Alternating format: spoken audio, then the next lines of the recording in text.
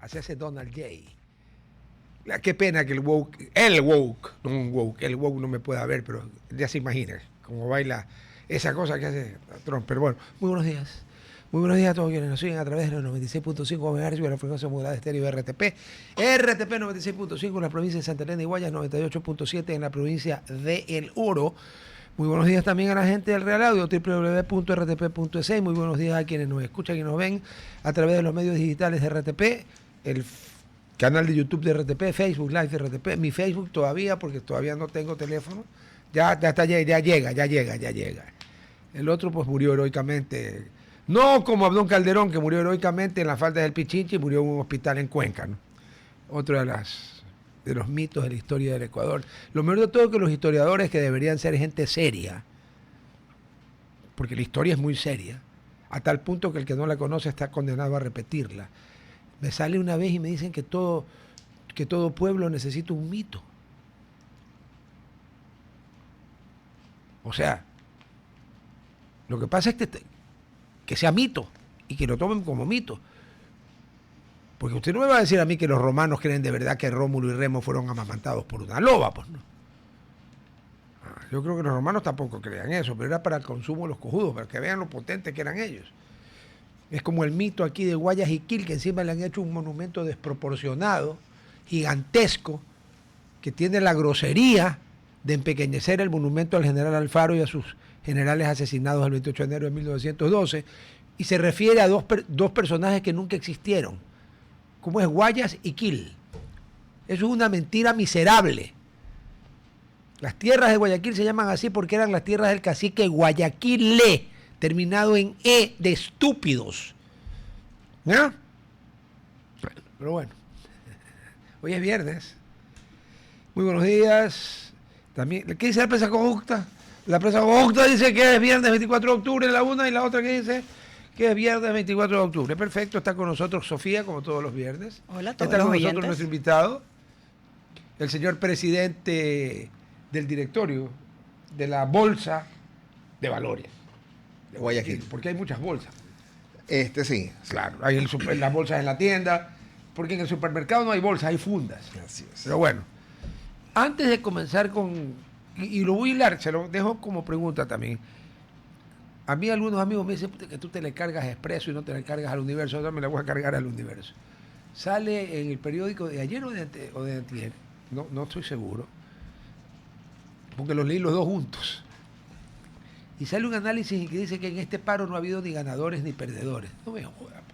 ¿Cómo que no ha habido ni ganadores ni perdedores? ¿A cuánto está el diésel? A 2.80, ¿no? La vez pasada, tanto Moreno como Zapatitos Rojos dieron retro. O ya nos olvidamos. La vez pasada casi destruyen Quito. O ya nos olvidamos. La vez pasada el paro fue en toda la sierra, o en casi toda la sierra. Esta vez ha sido en Imbabura y en una partecita del norte del Pichicha. Y terminan el paro, ¿y a cómo está el diésel? A 2.80. Perdón, y subió el salario mínimo a 650, como pedía Marlon Brando. Quedó Marlon Vargas. Se me está quedando ese. Entonces le pregunto, mi querido Facto, qué gusto verlo, como siempre, a vuestra merced.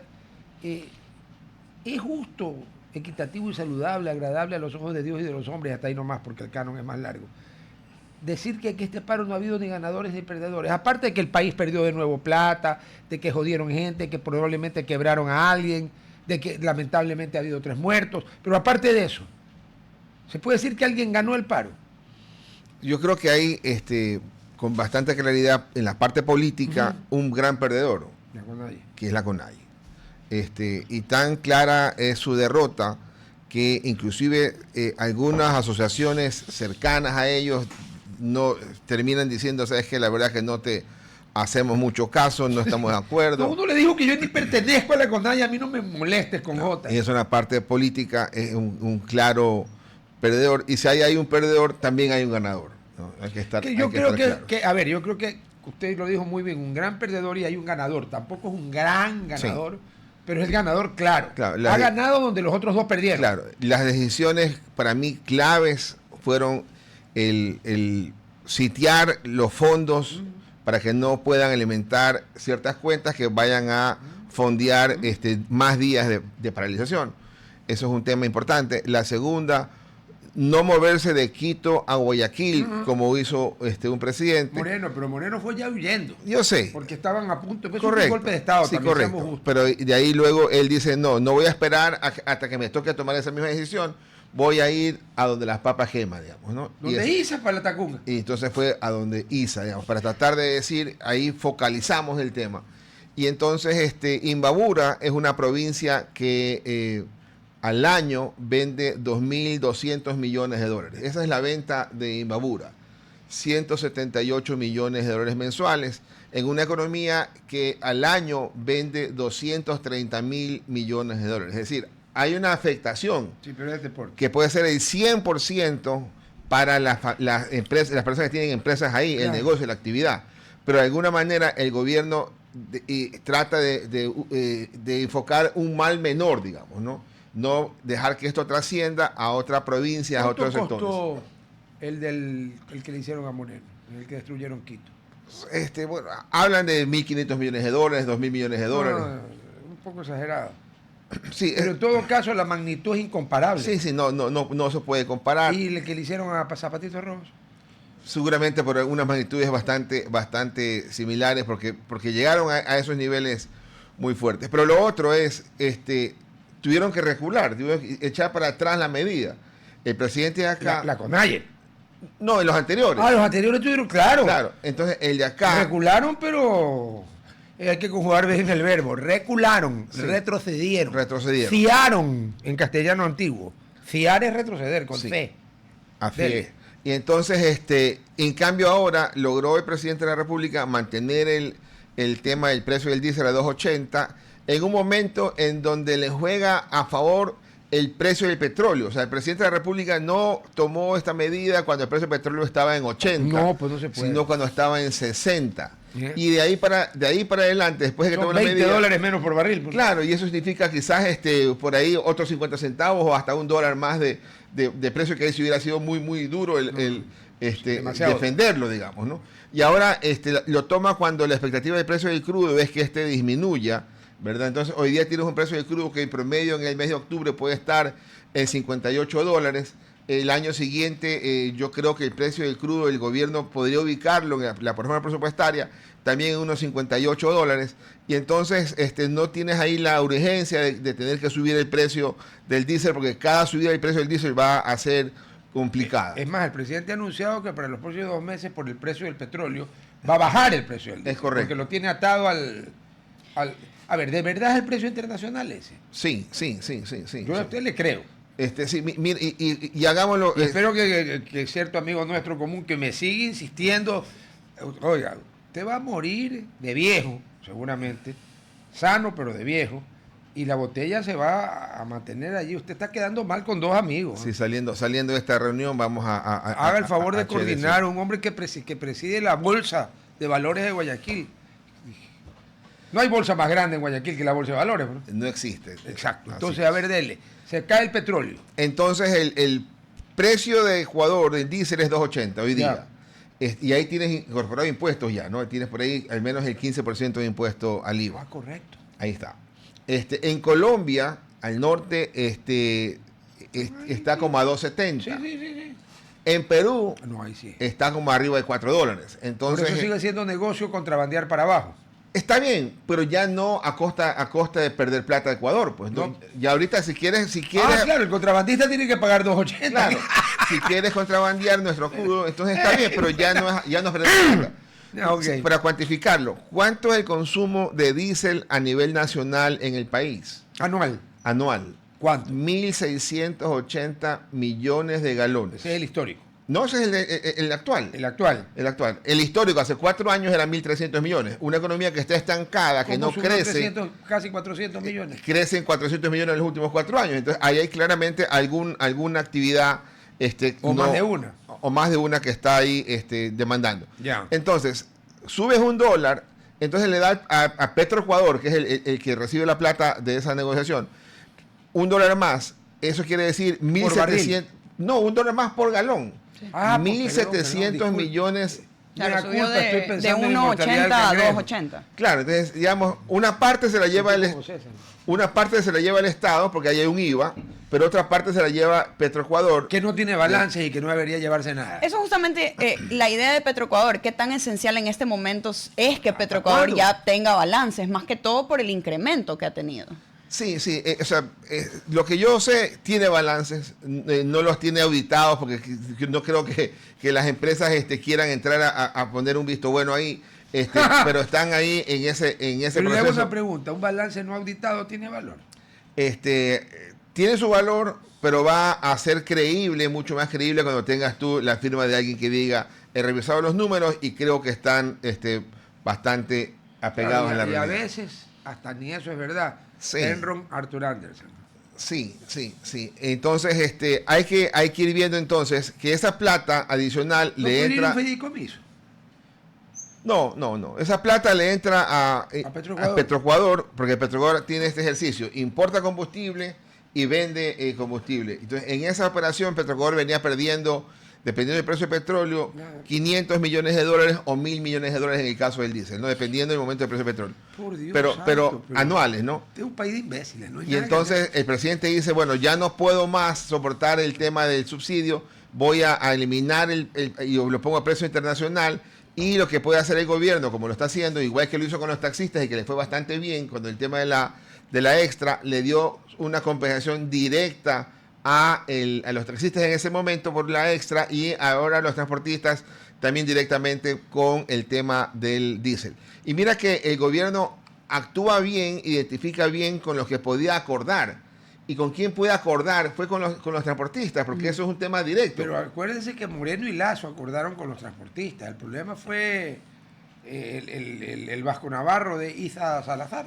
Sí, pero acá también, acordate con los transportistas, y la CONAIE no se juntó en esa. Fue solo transportista, Ok, correcto. entonces, pero en todo caso, el punto a donde tú preguntabas inicialmente es, ganadores, sí, al final del día el gobierno, el ganador, las finanzas públicas son las ganadoras. Ergo, entonces el Ecuador como Estado ganó. Claro, porque si tú recibes más de 1.000 millones de dólares o vas a recibir más de 1.000 millones de dólares en el presupuesto del Estado, que te va a permitir compensar con bonos para transportistas, compensar por bonos para programas sociales, estás dándole el subsidio a quien lo necesita y no dándole el subsidio a quien no lo necesita, que es la parte relevante. Eso de ahí seguramente va a poder permitir al gobierno en la otra semana que presenta el presupuesto general del Estado, la proforma del 2026. Hasta el 30 de noviembre puede. Hasta el Hasta el 30 de primero. octubre, perdón. Sí, hasta Y el hasta el primero. 30 se lo pueden aceptar. Hasta el 1 de noviembre, digamos, es la fecha tope. Que no es feriado, porque el 1 de noviembre es un feriado religioso, es el Día de Todos los Santos. Todos, verán, todos los santos en masculino. Y el 31 de octubre, que es Halloween, el Día de las Brujas. Así es. En femenino. Así es. No es que yo sea misógino, Así solamente es. estoy haciéndoles notar, por si acaso. Nada más. Entonces, Una en coincidencia. esa proforma seguramente vamos a ver un cambio sustancial en la línea de subsidios. Perfecto. Justamente el CEPAL dice en el Expreso, mencionan que Latinoamérica tiene un crecimiento de un 2.4%, Ecuador tiene un crecimiento de un 3%. ¿Qué tanto nosotros... En el año 2025. En el año 2025. No era 3.8. Esa es la información de CEPAL. De CEPAL. Depende de CEPAL no es la que inventó la economía cepalina de la sustitución de importaciones décadas atrás. De Prevish, sí. Ese es un sí. organismo, en mi opinión, un organismo nefasto que jodió a Latinoamérica. Mire la diferencia. En ese momento, el PIB y el ingreso per cápita de todos los países de Sudamérica era superior al de todo Asia, tomado país por país. Singapur, cuando comenzó Singapore Airlines, le daban, ¿sabes lo que le daban? De snack. Un pedazo de sandía, pero en serio, cortado de la sandía, ahí mismo le cortaban eso. Esa era la situación. Y ahora, Pero nosotros... tienen miles de millones y nosotros estamos nadando en miles de millones de galones de detritus orgánicos en estado de descomposición. La gente educada le llama heces fecales. Pero se habla de un Y los crecimiento patanos le llamamos en francés merde. en Latinoamérica. Scheiße en alemán. Específicamente el Ecuador, lo han mencionado anteriormente, que el camarón ha sido cada vez más lucrativo en vez del petróleo. ¿Qué tanto? Y el cacao. Y el cacao. El cacao. Pero, ¿qué tanto tuviéramos como país, en verdad, invertir en las empresas o en las secciones como cacao, como camarón, que nos estamos dando cuenta privado. pueden producir mucho más que el petróleo? A ver, ahí estás tratando dos cosas. Vamos con la primera, el tema del crecimiento económico. CEPAL habla de crecimiento económico de Ecuador de 3%, el Fondo Monetario habla de 3.2%, el Banco Central habla de 3.8%. En este momento, la cifra... ¿Por qué varían? Primero, el momento de la estimación y segundo, el acceso a los datos, ¿no? Claramente el Banco Central tiene mejores datos que vamos a cortar en la los radio, otros, ¿no? sigamos. Sigue. Y entonces, el central tiene mejores datos. claramente, de largo mejores datos que el resto. O sea, me quito esa idea preconcebida de que el central no sirve para un carajo. Tiene mejores datos. Tiene mejores datos. Ahora, es difícil, cuando la última estimación para este año, el Banco Central decía 2.8% de crecimiento. Lo decía eso en marzo de este año, abril de este año. Sí, me acuerdo, Pero, lo entrevistaron claro, usted a hablar de eso.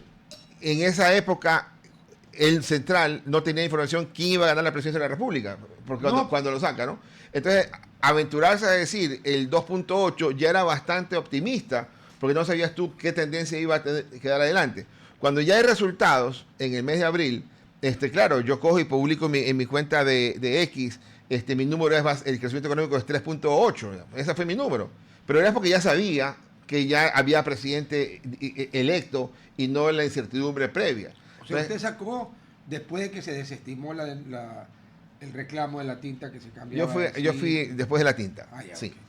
Okay. Entonces, y el central pasa el tiempo y hace un par de semanas presenta su estimación ya última de lo que va a ser el crecimiento económico del 2025 y lo ubica en el 3.76, que es el 3.8%. Sí, pues 3.77 Que yo, ya 3.8. Que yo, PCT. Es que el mío era 3.75, entonces... Le regalo una moneda de 5 centavos. Así es. Ya, okay. Entonces, pero igual ahí el central podría estar todavía un poquito bajo. O sea, yo creo que va a estar entre 3.8 y 4.2. Al final del día es 4%. Sí, pero 4% sería, corrígame si me equivoco, algo bastante excepcional para los últimos años de la economía ecuatoriana, ¿o no? ¿Cómo sería comparado? No lo mires así, porque ¿Cómo no lo puedes ver un solo año en un tema... No, pero yo me refiero, yo sí quiero, como yo no soy economista, ni nunca lo he sido, ni nunca lo seré, porque no sé por qué A más B igual a C. Al menos... A ver, 4% en un año 2025 con las características del 2025, incluido el paro. ¿No es un buen rendimiento? No. A ver, why and because. Vamos al ejemplo de las cifras económicas. El año actual, 4%. Uh-huh. El año pasado, menos 2%. ¿Verdad? Sáqueme el promedio de los 2 años. Claro, estamos en 2 técnicamente. Es 1. Es 1. ¿Verdad? Quería hacer... 4 menos 2 es 2. Divides para 2, es 1.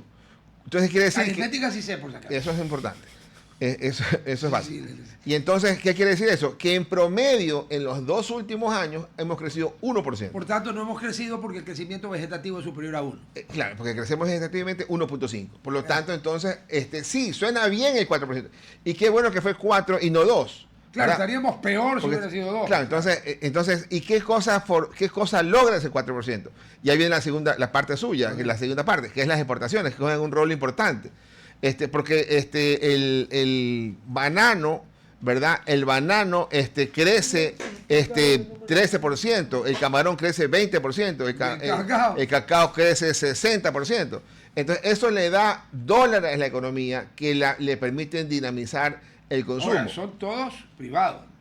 No, por supuesto, totalmente. Y cuando uno mira la gráfica, que es la parte crítica, importantísima verla, de cuánto es la balanza comercial no petrolera y cuánto es la petrolera. Normalmente, la balanza comercial, que es la diferencia entre exportaciones e importaciones, normalmente esa era siempre positiva. Y los dólares que te daba el petróleo te permitía importar lo no petrolero. Pero hoy día... el petróleo te salvaba la campana de tu balanza negativa no petrolera. Te daba los dólares para que la economía pueda importar. O sea, el Estado, porque el petróleo es del Estado. Así es. En estas tierras, todo lo que esté en el subsuelo es del Estado. ¿Quién es el país más rico del mundo? La primera potencia del mundo, la Johnny, ¿no? Allá el petróleo es del dueño. Y mire que a quién le ha ido mejor. A nosotros. Pero bueno, Pero yo entonces... creo que ellos no usan su petróleo. Ellos técnicamente importan petróleo. Estados Unidos no Porque es explota. el primer exportador de petróleo del mundo, primer productor de petróleo del mundo de nuevo, desde hace 2 años o 3 años. Sí, sí, sí. Y sí. eso que no han tocado el Alaska, ¿no? Eso es lo que digo, ¿no? O sea, hay bastantes áreas que ellos no han llegado a explotar. No han tocado Alaska. Y si alguien la va a tocar, la podría tocar, es Trump. Porque ese no se anda con... Primero que nada, no cree en el cambio climático, en todas esas cosas. El cacao es una locura, 65% de aumento. Combinado 30% precio, 30% volumen. O sea, no es solamente por precio. No, también- es correcto, no es Así. solamente por Pues, precio. entonces, pero cuando ves la balanza comercial enero-agosto de las no petroleras, ¿verdad? Estás en 3.000 millones, más de 3.000 millones de dólares a favor en las no O petroleras. sea, tienes un superávit de 3.000 millones. Claro, y la petrolera está en 500 millones. Entonces, ¿Qué? Superávit. ajá. Entonces, en condiciones normales, si no hubiera sido el boom de camarón, el boom de cacao, el boom de banano, el boom de minería, hoy día nuestra balanza solamente podría de alguna forma estar 500 a favor en petróleo y 500 en contra en los no petroleros. Cero. Pero hoy día dimos la vuelta y estamos 6 veces mejor en la no petrolera que en la petrolera, lo cual es espectacular. Y eso le da recursos a la economía. Y por eso es que el crédito ha Y las aumentado. perspectivas son buenas. Entonces, Especialmente sigue siendo- para camarón y para cacao. Banano, Sigue siendo- banano es un consumo muy estático. Sí, sí, él ha logrado mejorar el precio. Hay que chequear y hay Claro, que ver, ahí no es por volumen de carga, sino por precio. y hay que chequear qué tanto los expertos en el banano ven como amenaza el Fusarium 4 que ya ha aparecido en algunas fincas. Entonces, cómo se van a ir preparando. En su momento que nos cayó el Fusarium hace no sé cuántos, 20 décadas atrás, No, pues nos tuvimos tocó que cambiar cambiar de de variedad, variedad. pasarnos al Cavendish. Al Cavendish. Entonces ahora hay que chequear qué es lo que están haciendo los técnicos en esa materia y qué tan cerca estamos de un potencial amenaza. Pero en todo caso, el asunto es que exportaciones ha ido bien, a importaciones le ha ido mejor, lo cual es interesante porque el Producto Interno Bruto mide variables reales. ¿Ya? Entonces, el año... Perdón, ¿qué es una variable real? Aquella que no... Tenga piedad que los sí, ignorantes. aquella que no se ve afectada por el precio. Es decir, Ah, de alguna forma, si yo vendo 10 hoy día y vendo 10 el año siguiente, mi crecimiento es 0, sí. aunque el año hayas actual vendido más plata. lo he vendido al doble de precio. Ya, Entonces, de alguna forma, esa Gracias es por la la variable explicación. real. Entonces, este año la importación ha aumentado... Estamos al aire. Este año la importación ha aumentado bastante más que la exportación. ¿Por qué? Porque el año anterior, en la recesión, nos pegó la restricción en el consumo. Sí. Entonces, si restringimos el consumo, Nadie importó. nadie importas mucho menos. ¿Qué se Importas refiere menos a la recesión por los apagones? la recesión del año completo. Que los apagones la terminaron Que la- de hacer el Y apagón. el IVA no tuvo algo que ver también en el hecho del consumo general internamente, o en realidad no. En teoría sí. O sea, si te ponen un impuesto adicional, vas a restringir el consumo. De Pero algún- no lo restringió. O sea, cayó. El año pasado. El año pasado. Pero este no. Este año no. Este año ya vuelves, ya te has ubicado, lo has asimilado y lo has incorporado en el... Ahora, también un tema en este asunto importante. De los 230.000 millones que decimos que se venden al año en las ventas a nivel nacional, va ganando espacio la venta sin IVA que la venta con IVA. A ver, sin IVA son los alimentos. Siempre y cuando no sean procesados. Yo ahí tengo una discrepancia. El alimento es alimento procesado, no. O sea, una lata de frijoles con tocino, que puede costar ¿cuánto? $2. Paga IVA. Sí. Pero si yo me compro 2 kilos de lomo fino, no pago IVA. A ver, perdón, la gente que de escasos recursos, ¿qué come? Come lomo fino, no me joda. Pero sí come comida en lata, porque suele ser a veces más barata. Entonces no hay un problema de concepto allí, al menos en lo que a alimentos se refiere. Seguramente es un problema de conceptos global, digamos. Sí, en todo el mundo es igual, yo sé. Entonces, ahí hay que... Sí. Yo Pero ¿usted qué opina? Yo le presentaba alguna vez una idea a algún ministro de Finanzas. Oiga, ¿por qué le das productos sin IVA al que compra en la tienda De la esquina. Al que compra en el mall más grande de la ciudad. Claro. ¿Ya? No en la tienda de la esquina. En la tienda aquí dale el IVA Claro, cero. está bien. Pero en el otro, ¿cómo así? En el digamos? punto arriba de la escala. Ajá. ¿Cómo? Pues ¿Cómo eso así? no puede ser. Ya, entonces, ¿Quién te dijo? Que no, que era muy complicado ir hacia ese esquema, digamos. ¿no? A ese señor, que no sé quién es, si algún día se lo encuentra, dígale de mi parte que las decisiones difíciles suelen ser complicadas. Sí. Y que si no quiere ser complicado, no acepte ser ministro de nada. Sí. Entonces, ahí el tema es, ¿por qué las ventas sin IVA van ganando espacio? Porque de alguna forma la gente que no le alcanza la plata, tiene que escoger. Y tiene que escoger más por lo que es lo de primera necesidad, más que lo suntuario.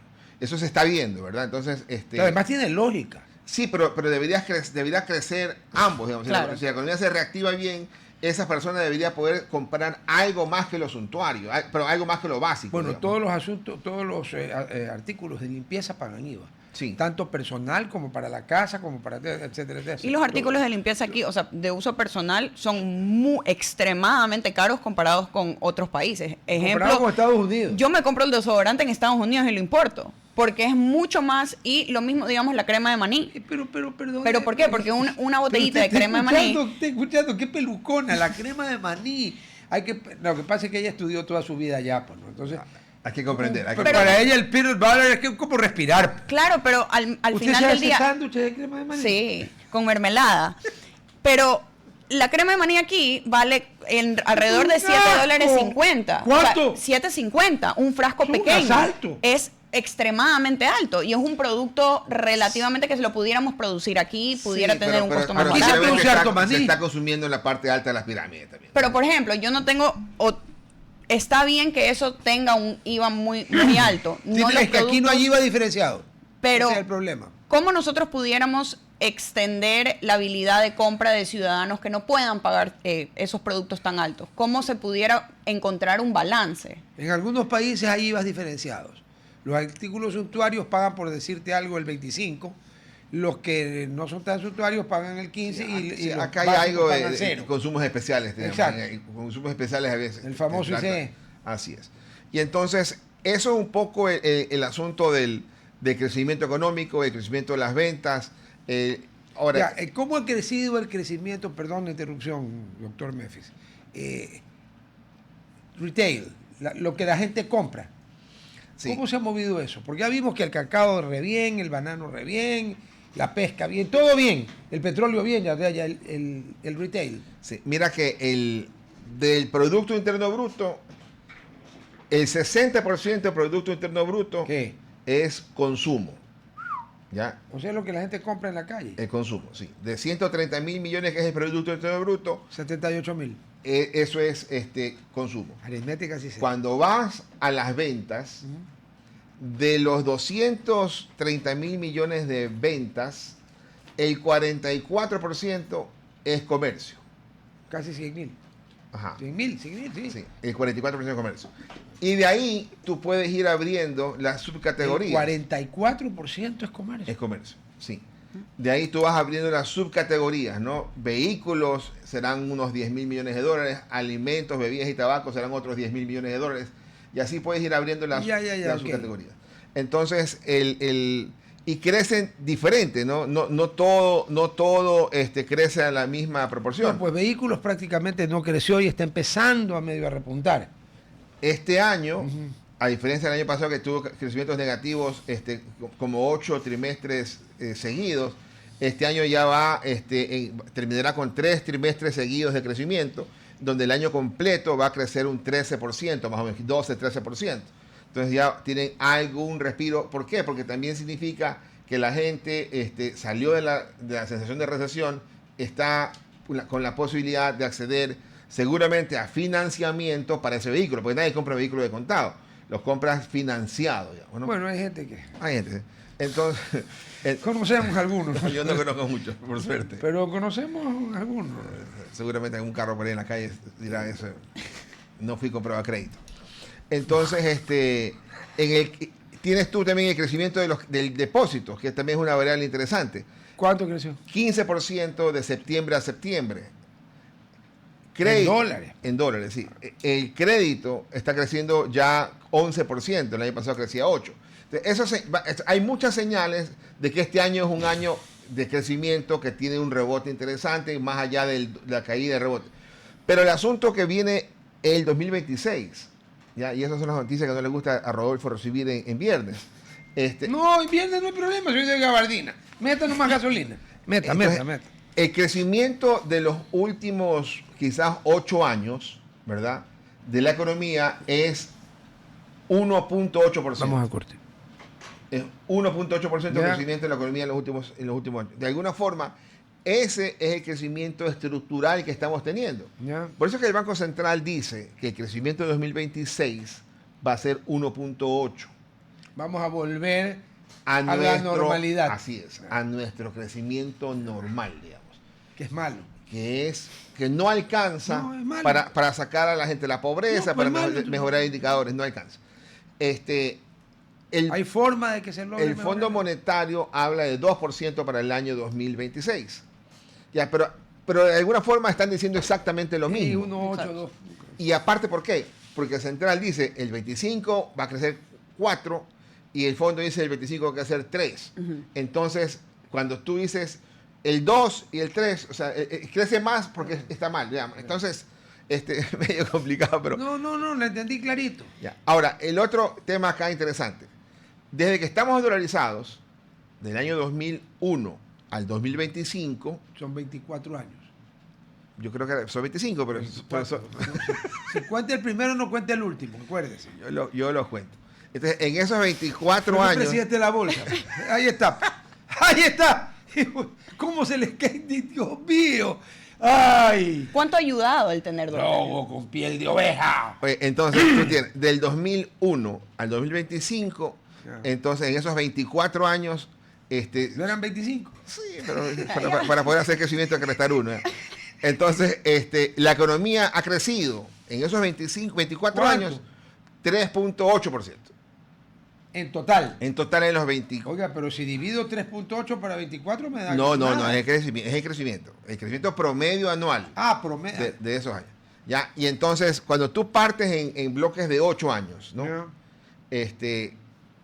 La primera etapa, después de dolarización, la economía crecía arriba del 4%. ¿Ya? O sea, son las presidencias de Noboa, porque Maguad duró por Ujú. una semana, de Noboa, de Lucio Gutiérrez y los 2 primeros años del presidente Correa. Correcto. Entonces crecía... Ahí no se movía la tinta en ese tiempo. No. Y que el petróleo estaba alto técnicamente, o el precio del No, petróleo pero eso era... fue despuésito. Un poquito después fue que se disparó al... Sí, pero también hay que estar claros en el tema económico. Después de una gran debacle del 2000, Sí. ¿verdad?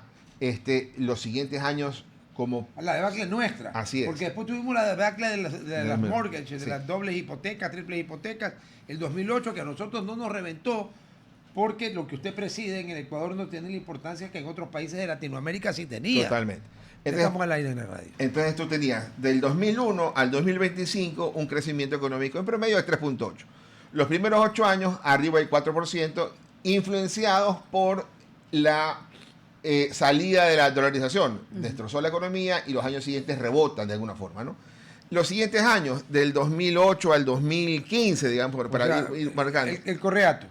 Ahí tienes un crecimiento por debajo del 4, es decir, quizás un 3.7. Pero sigue siendo 3, casi ya, ok. Y de ahí, los últimos 8 años, ahí estamos creciendo 1.8. ¿Ya? Entonces, el crecimiento que ¿Por qué? central... Porque es difícil sostener un ritmo de crecimiento si no tienes motores encendidos. ¿Y cuál motor se le ha Entonces apagado? estábamos creciendo por inercia. Algo de inercia y mucho en el correato por la obra pública. Claro. Perdón. I'm sorry con excuse me, claro. Claro. Ya. Que puedas cuestionar, ¿verdad? Porque aplanar la refinería del Pacífico es un gran gasto, pero no es que eso va a generar desarrollo económico. Claro. Pero la Y es construcción lo que de la vimos. refinería del Pacífico fue algo excepcional, pues. ¿O usted no ha visto la refinería Solamente del la puede Pacífico? ver el vicepresidente Glass. Es que solamente las personas muy inteligentes lo pueden ver. Sí. Nosotros, yo nunca la he visto. Sí. Entonces, el crecimiento económico que plantea el fondo y que plantea el Banco Central de alguna forma están diciendo que es el inercial de Ecuador, el estructural de los últimos 8 años. Porque no es que la economía nuestra se complicó después de la pandemia. Porque cuando uno mira, ya venía complicada. cuando uno mira el crecimiento de 2018 fue 1%. Y el 2019 fue negativo. Fue 0%. Claro. Entonces ya antes de la pandemia ya venía complicado. Claro, o sea que la pandemia nos vino a terminar, de joder. Sí, nos golpeó mucho, nos caímos ya con los números actualizados, caímos 9%, el año siguiente recuperamos ese 9%, y ahí fuimos creciendo cada vez más lentamente, 6, 4, menos 2, y ahora el 4 otra vez. Y entonces, a futuro, es el 1.8 lo que dice Central, y creámosle un poco a ese número. ¿Y qué puede hacer el gobierno para darle más agilidad?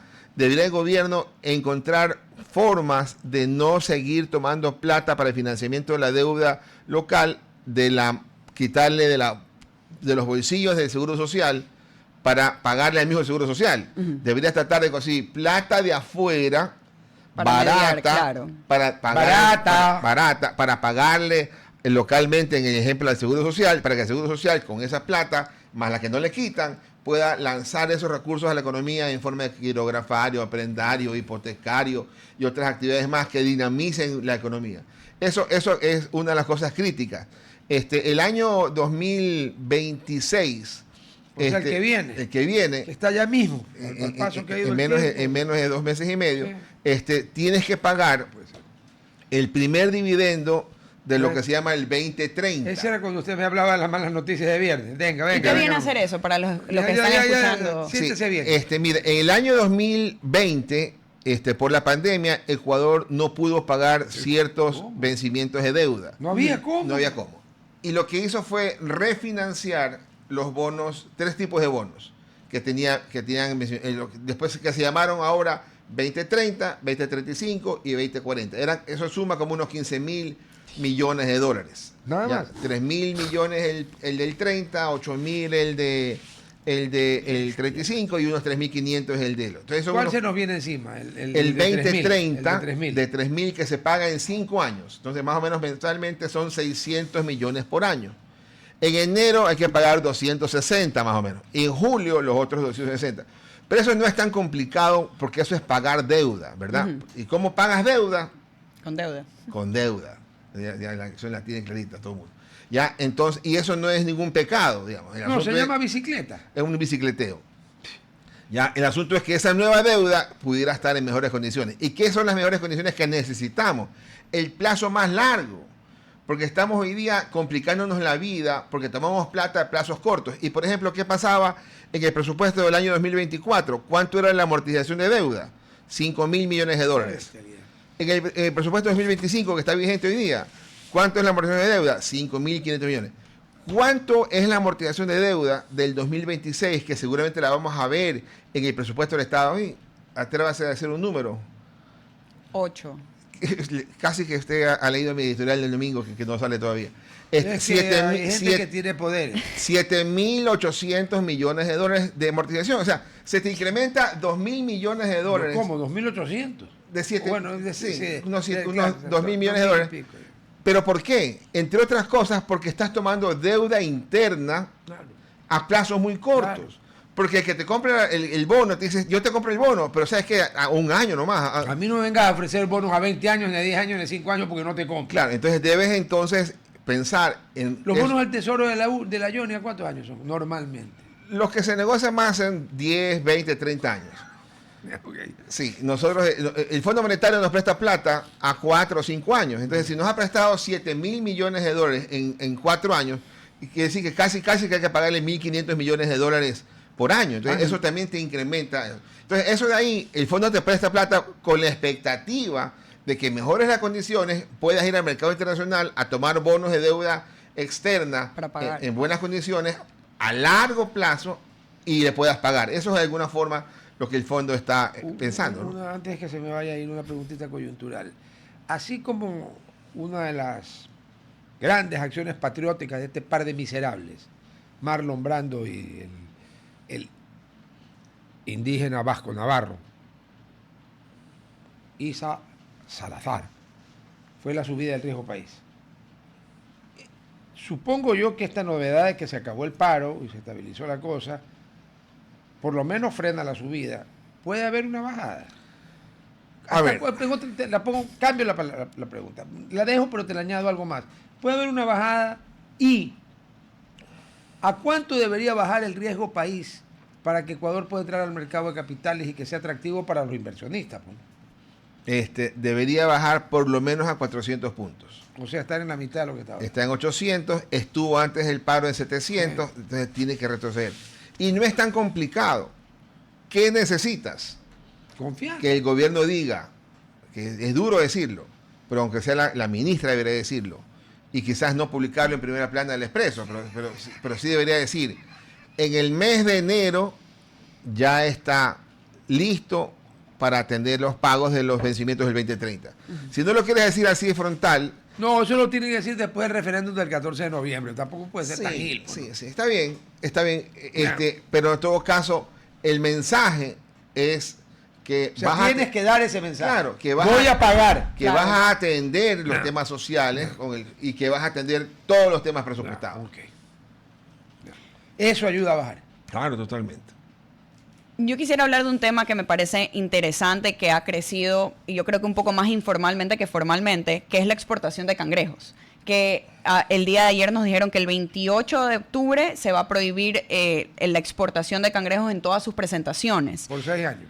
¿Qué tanto esto puede influir, digamos, en una economía un poco artesana, diría yo, Sí, de gente artesanal, llevando los cangrejos, más que todos, el universo lo dice, a Nueva York, a Queens? ¿Pudiera esto tener un impacto o no es algo que lo vemos? A ver, impactos para familias de Nueva York y Queens que se van a quedar sin comer el cangrejo ecuatoriano, digamos, ¿no? Y que quizás ya no van a soltarse en las barras de equipaje en Nueva York que salían corriendo por los cangrejos. El tema acá, eso no tiene una incidencia económica elevada, pero sí hay un elemento social ambiental. Y social. ¿Ya? Porque si tú al cangrejo que se reproduce naturalmente En el manglar. ¿Verdad? En algunos casos bastante afectado, tú empiezas a sacarlo porque te están demandando en el mundo de forma infinita, entonces vas a acabar con el cangrejo acá. Entonces, dado que hay esa clara demanda, entonces hay que seguramente trabajar internamente para generar cultivo de ese crustáceo, digamos, de ese, no sé si es crustáceo, de ese cangrejo, bueno, digamos. Tiene cáscara, tiene caparazón. Entonces, quizás hay que trabajar en esa cuestión para decirle a la autoridad, oiga, yo sí quiero exportar porque he hecho una granja de cangrejo en donde yo esto es sustentable, digamos. Entonces, y está bien, pero déme unos 2-3 años para demostrarle tal cosa y yo puedo exportar. Porque lo que hoy día está ocurriendo es mucha informalidad, digamos, ¿no? Entonces, me voy de viaje y te dice el pariente, oye, tráeme cangrejo, ¿no? Entonces tú vas llevando ahí el cangrejo. No crees. Pero este tipo, digamos, el tipo de negocio de cangrejos, o lo que vi justamente en el plano que tenía el Expreso, que viene a ser al último, está el café. Son productos buenos. Estructurándolos, ¿pudiera ser también otros productos que sean buenos en el Ecuador exportar, o tuviéramos que concentrarnos, digamos, en nuestro core, que viene a ser banana, obviamente camarón, cacao? Oiga, el Expreso, hablando del café, ha tenido un decremento en ventas del menos 25%. Sí, claro, menos 25%. Sí, pero el asunto es que la gente se está enfocando en cacao. Y el atún y pescado menos 5,3% en toneladas. Estamos hablando de volumen. El resto son todos positivos. Banano 9,3, cacao y elaborados 36,4 en toneladas, 65% en billetes. Camarón 14% y 18,6. Esta entrevista el año pasado te hubiera ubicado en el extremo derecho como negativos el crecimiento del camarón, banano y minería. Los 3 productos más importantes de exportación el año pasado estaban en negativo. ¿Por eso tiene un subsidio? No, porque cayeron. Este año, en cambio, están hacia adelante, con grandes crecimientos, ¿verdad? Entonces eso hace que el camarón supere los $7.500 millones. Pero el petróleo bajó este año. Claro, ya el petróleo es el segundo producto de exportación. Y bajó un 9,6% en toneladas En barriles, perdón. Entonces, y variación de menos 21.5 en dólares. Claro, y eso cuando miras tú el petróleo en el Producto Interno Bruto, que representa 7-8%, dependiendo cómo lo midas, tiene una caída, Claro. ¿verdad? Pero ya el resto de la economía crece a pesar del bajón del petróleo. Entonces, por eso es importante pensar, oiga, el petróleo está produciendo hoy día, a 12 meses hasta agosto, 477,000 barriles diarios. 7 años atrás, 5 años atrás, producía 535,000 barriles diarios. Oiga, se nos ha caído. Una parte por la tendencia declinante del ITT, el bloque 43, y otra parte porque le falta plata a Petroecuador para poner esos pozos a caminar, pues, ¿no? A ver, el Expreso indica que ayer el barril del WTI, que es nuestro marcador, West Texas Intermediate, es la cosa, ¿no? Subió un 5.62%, con lo cual el barril de petróleo estuvo en 61.79. O sea, 62 para no pelear. De ahí usted ¿Cómo baja está el presupuesto? De ahí 62. De ahí usted baje ¡Ay, papá! a ese precio del ¿El WTI. castigo? Bájele el castigo. Vamos a corte en la radio. Bájele el castigo, que serán 6-7 dólares, por lo tanto nosotros estamos recibiendo 52, sí. 53. Pero con ese precio, que si uno promedia el mes, ¿verdad? Ya de enero hasta septiembre ya hay un precio ya diferente, ya no tiene nada que ver lo que pase de aquí para adelante con lo que ya pasó hacia atrás. Por eso el año completo vas a tener un petróleo para Ecuador de 58 dólares más o menos. Ese es mi estimado. Que es 4 dólares. Ya ha reducido el castigo. Sí, el precio ecuatoriano. Que eso es 4 dólares menos que lo que presupuestaste. ¿Ya? Por barril. Por barril. Si quieres decir cuánto eso es en plata que deja recibir el presupuesto del Estado, usted ponga que son entre 50 y 60 millones de dólares por dólar que suba o baje. Entonces, si ponemos 50, para hacer la multiplicación más fácil, son 200 millones de dólares menos este año. Pero O sea, se nos cayeron 200 millones de un hueco en el bolsillo del pantalón. por el petróleo, porque estamos produciendo menos porque el precio se ha caído. Pero se te ha llenado el bolsillo también con la eliminación del subsidio del diésel. Sí. ¿Verdad? Al final del día, el ejercicio petrolero no va a terminar tan mal, va a mejorar. ¿Ya? Uno. Y lo otro, con relación al año pasado, tienes hoy día 600 millones de dólares adicionales por la eliminación completa del subsidio de la extra. Por lo tanto, el petróleo, que el año pasado representaba el presupuesto del Estado 1.700 millones de dólares, o 10 veces menos que los impuestos, que eran 17.000, ahora quizás el impuesto va a ser otra vez 17.000, pero el petróleo podría estar llegando a este año 2.000 y el año siguiente arriba de 3.000.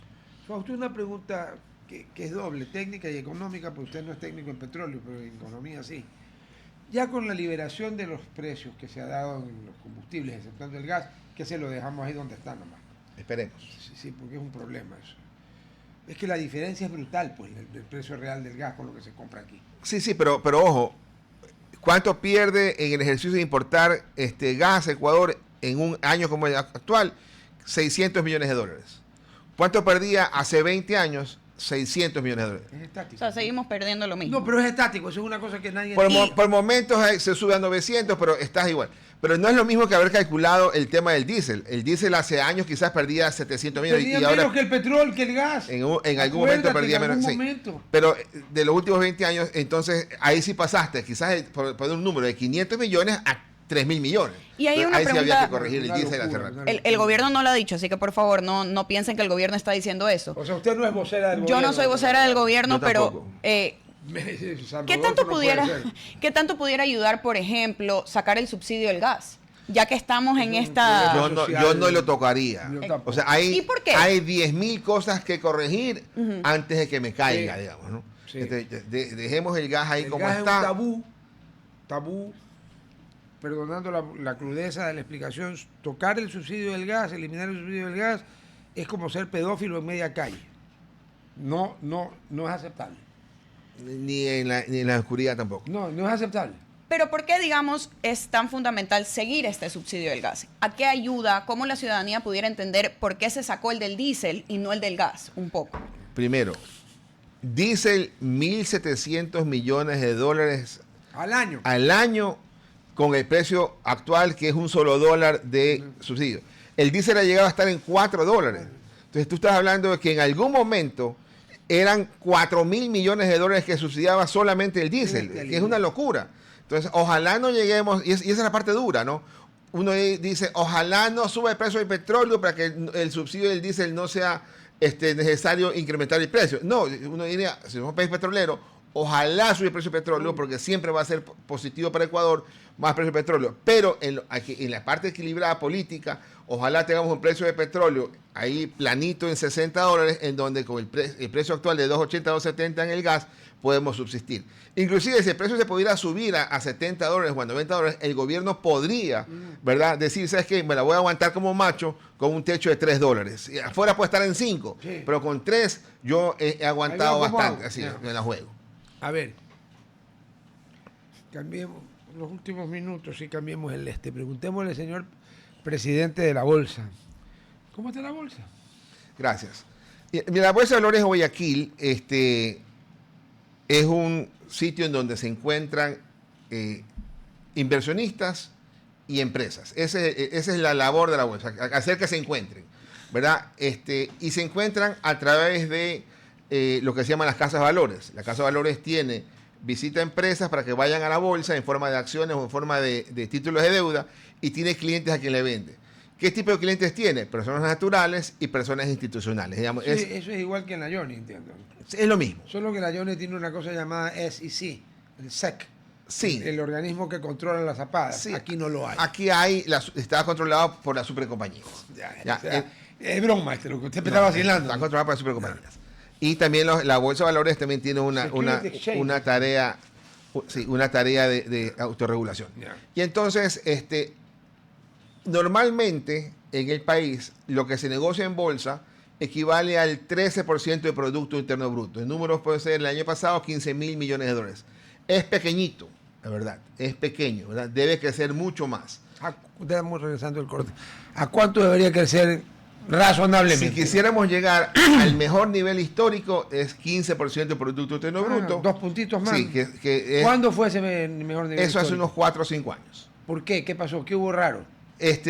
Porque hace 5 años fue la pandemia. Tiene que haber sido hace 4 o hace 6. Sí, hace unos 4 años. Ya. Entonces, ahí tú tienes qué títulos se negocian. Sí. Los títulos del sector público, que es quizás el 50 o 60% de lo que se transa, que es elevado. Tienes los títulos de la banca, los certificados de depósitos, que es el 30%, y los títulos del sector real, que es 10%. Esa es la composición en lo que se negocia. O sea que el Estado tiene un peso abrumador. Importante. Entonces, lo que estamos tratando de hacer es que el sector real crezca mucho más. Y se está logrando en este año, está creciendo mucho más. La importancia del sector privado. La emisión de obligaciones se transa en bolsa. Pues. Todo eso se transa en bolsa, son títulos que emiten las empresas, ¿verdad? Que se negocian en bolsa. Entonces, este año, la bolsa, frente al año pasado, ha crecido más del 40% en volumen. Es importante lo que está ocurriendo en volumen, en billete. En volumen transado y seguramente también algo van el tema de arrastrando las comisiones también. Entonces, el asunto es lograr un dinamismo mucho más fuerte para que puedan las empresas ir más a la bolsa y las personas también participar comprando instrumentos. Solamente para poner un ejemplo, hay empresas que cotizan en bolsa sus acciones, eso se transa muy poquito. El 95% es renta fija, el 5% es renta variable. Porque no hay una cultura nuestra para invertir en acciones de empresas. Y además porque en el Ecuador la cantidad de empresas interesantes para invertir en bolsa no son muchas. No, claro. Tú dices en Estados Unidos el Standard & Poor's 500, ¿no? Entonces es 500 empresas hacen un índice. Acá no tenemos 500 empresas que cotizan en bolsa, ¿no? Nuestro índice, el BBG Index, es un índice de 14 empresas que cotizan en bolsa, que son las que cotizan en Bolsa de Valores de Guayaquil. 14 es un número parecido a 500, le faltan solo 30. 486. Y entonces tú tienes algunas empresas que están cotizando en bolsa en acciones. Por decir algo. Una pregunta. La falta de empresas cotizando en bolsa es que para cotizar en bolsa, requisito sine qua non indispensable es tener balances auditados. Porque aquí hay mucha gente al que no le gusta tener balances auditados. Comenzando por Petroecuador, ¿no? Que es del Estado. Claro, si vas a bolsa, bien sea para acciones o para Obligaciones. títulos de deuda, obligaciones, necesitas tener balances auditados. ¿Ya? Y buena parte de las empresas grandes están cotizando en bolsa, otras grandes no. Entonces, tienes de todo. O sea, por decir algo, nosotros como Bolsa de Valores Guayaquil cotizamos en bolsa. Somos una empresa relativamente pequeña. El capital de la Bolsa de Valores de Guayaquil es 5 millones de dólares. Y la acción de la bolsa hace un año cotizaba a $1. Hoy día la acción cotiza a $2. 100%. Sí, entonces, ¿por qué? Porque la Bolsa de Valores de Guayaquil logró pasar el mensaje de, oiga, vean bien los números, vean bien las cifras, están teniéndose buenos resultados, la operación está funcionando bastante bien. Y hay empresas que también han tenido buenos rendimientos, ¿no? Algunos bancos cotizan en bolsa, algunas empresas cotizan y generan buenos rendimientos. Bueno. Entonces hay que estar bien asesorados con una casa de valores para que puedas discernir cuál es mi perfil como inversionista para poder ir, bien sea a un título de renta fija o bien sea un título de renta variable. Ahí tengo yo una pregunta y no quiero comparar. ¿Cómo es el crecimiento de la bolsa de valores en Guayaquil comparado con la de Quito? Es el mejor año para responder la pregunta. Nosotros como Bolsa de Valores de Guayaquil estamos creciendo a mucho más ritmo, ¿verdad?, que la de Quito. A mucho más ritmo, ¿no? Quito está ligeramente por debajo del promedio nacional, somos dos. Y nosotros iba a decir, no sea vivo. O sea, ya no. O sea, por Dios. Arriba del promedio. Tengan cuidado cuando jueguen 40 póker con este señor. Ya, entonces, pero las dos bolsas hacemos una tarea interesante a favor del sector empresarial. Las dos bolsas hacen una bolsa grande. Sí, entonces hacemos, difundimos, estamos tratando de traer más empresas a que coloquen sus recursos, sus títulos para que esto crezca de buena forma. Este año seguramente vamos a estar superando los 16.000, 17.000 millones de dólares en volumen total, que será un buen crecimiento frente al año anterior. Obvio que es muy bueno. bien. Sí. ¿Y cuál es el pronóstico, digamos, para el siguiente año? Porque yo sé que no es solo en Guayaquil comparado con Quito, en Quito hay un poco más de cultura en entender la bolsa que en Guayaquil. Entonces, yo creo que tienen un double challenge en enseñar a la gente y abrir este mercado. Sí, ¿dónde se generan más emisiones de empresas? En Guayaquil. Sí. Eso es claro, digamos, ¿no? ¿Dónde invierte más el Estado? Quito. Entonces, tienes tú acá una buena participación de empresas que van a bolsa a buscar financiamiento.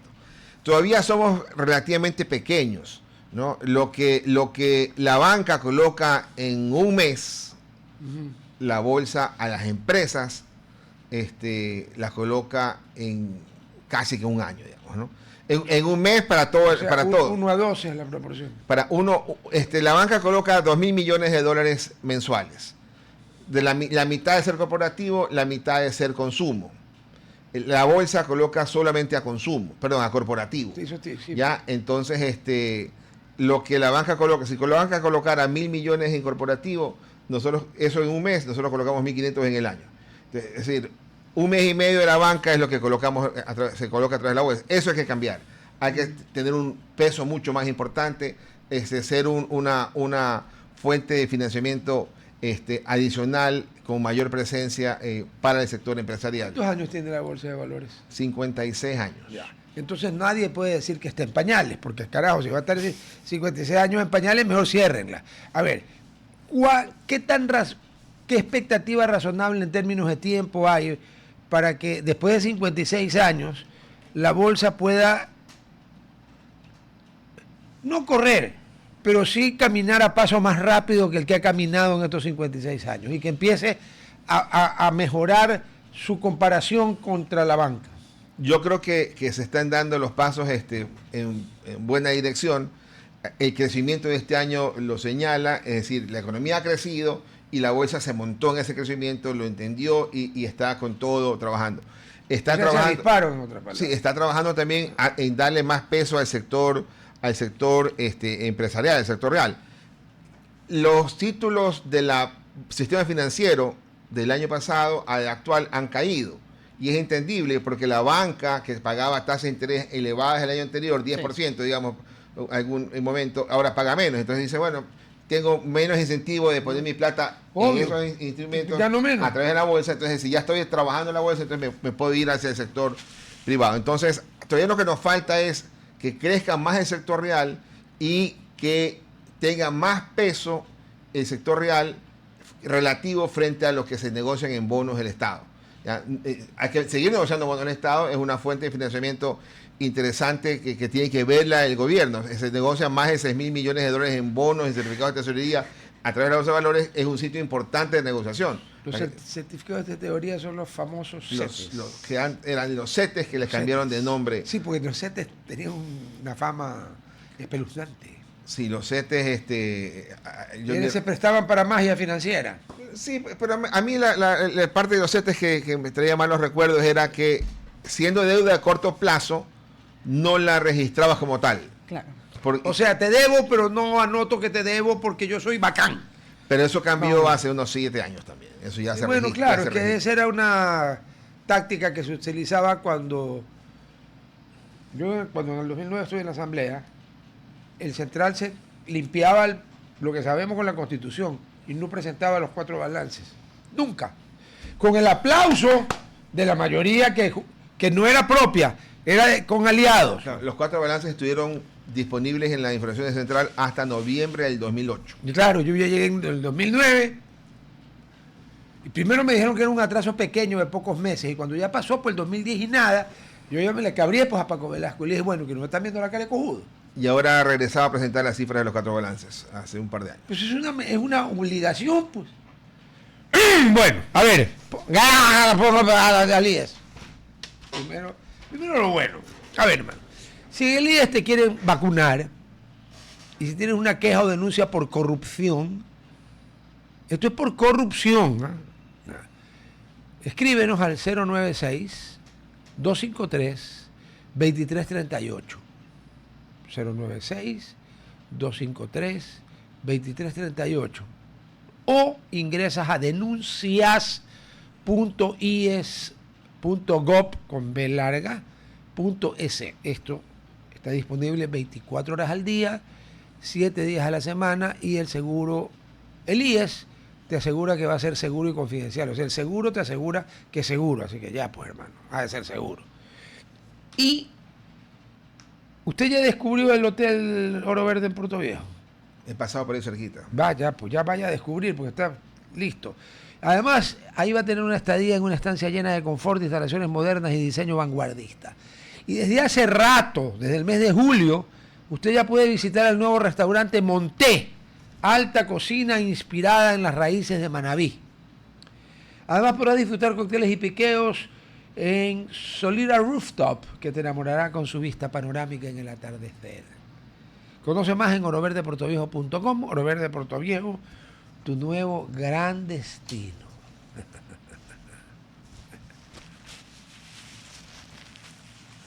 La paz del Señor sea siempre con vosotros. ¡Ah! Ahí está. Tono un poco más oscura que la que usaba el Humphrey Bogart en Casablanca. Pero ahí está.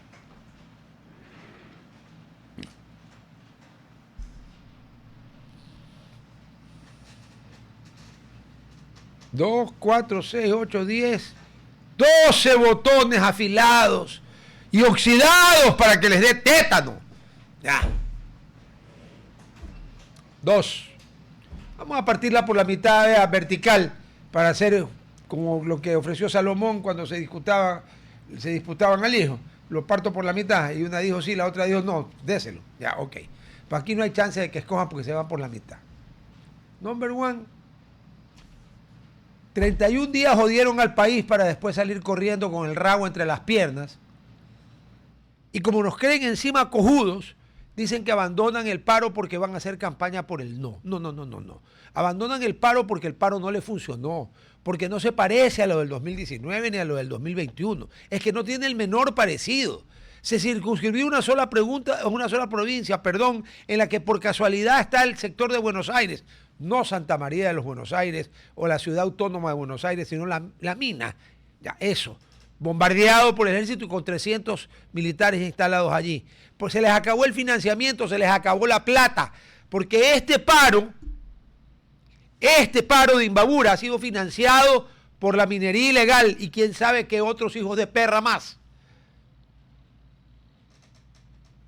Entonces, la mitad de la gabardina va para todos ustedes, porque encima un sector de estos individuos que deben de ser cómplices de los mineros ilegales y, por supuesto, de los narcoterroristas y de los EDO, cuando hasta Marlon Brando, Vargas, dijo que ya había que parar ellos dicen lo que dijeron. Nosotros no somos de la CONAIE, somos de la URCURCORC y estamos afiliados a la FENOCIN. Bueno, ya retiraron el paro hoy día también. O sea, para ganar notoriedad. Hay algunos que no son más pendejos porque no pueden. Entonces tienen la mitad de la gabardina, le han hecho un daño del carajo, especialmente a la provincia de Imbabura, al país, pero especialmente a la provincia de Imbabura.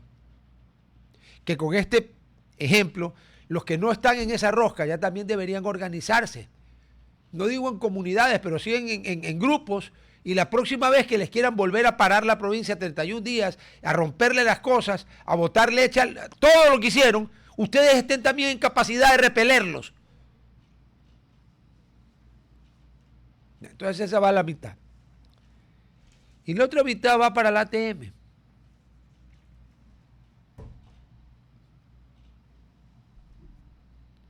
Allanamientos, celulares, documentos para falsificar.